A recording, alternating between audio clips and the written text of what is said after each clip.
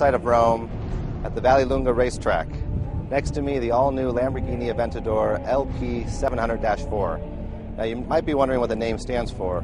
Well, LP stands for longitudinal posterior, and that indicates where the engine sits. It's a mid-engine. 700 is the horsepower. Actually, in the U.S., it'll be 691 horsepower. And the four-wheel drive. Now, the engine, all-new v12, revs to 8,250 RPM, so it's a very high-revving engine. A lot of torque. Peak torque is about 5,500 RPM. There's also a new ISR 7-speed gearbox. It has 4 carbon synchronizers. It's not a dual clutch. It's more of an automated manual. And with the Aventador, which is Lamborghini's flagship, they changed the mission of the vehicle. Before, it was all about top speed acceleration. With the Aventador, first and foremost, it's about handling. And when it comes to handling, the Aventador has a few new tricks up its sleeves.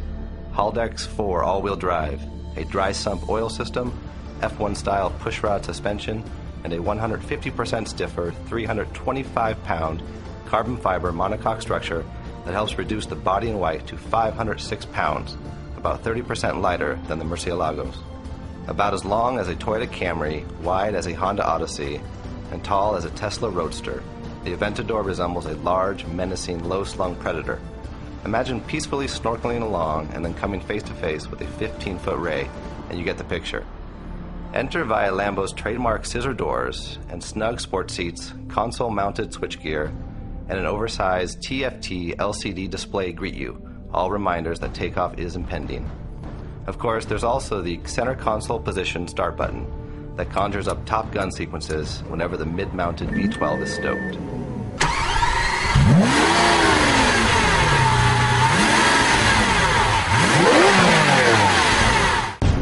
Bury the throttle, and this 48-valve brute will leave you grinning all the way to central booking.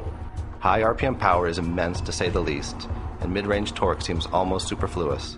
Whether speeds are double or triple digits, the engine pulls, and pulls strongly.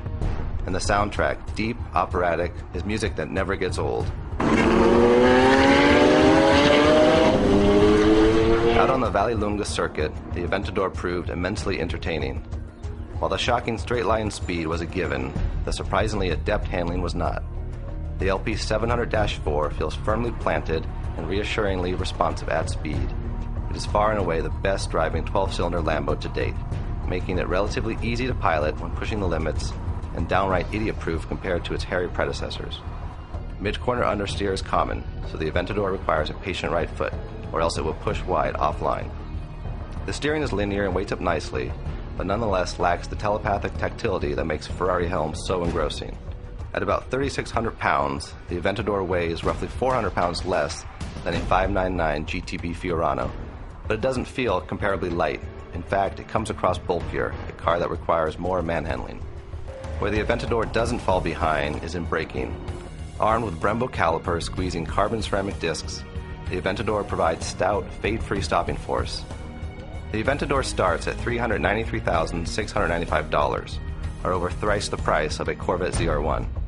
That's a lot of moolah for sure, but given the Aventador's scintillating stats, it begins to look less rip-off Vet and more bargain Bugatti, a car that costs roughly $2 million, yet is barely quicker.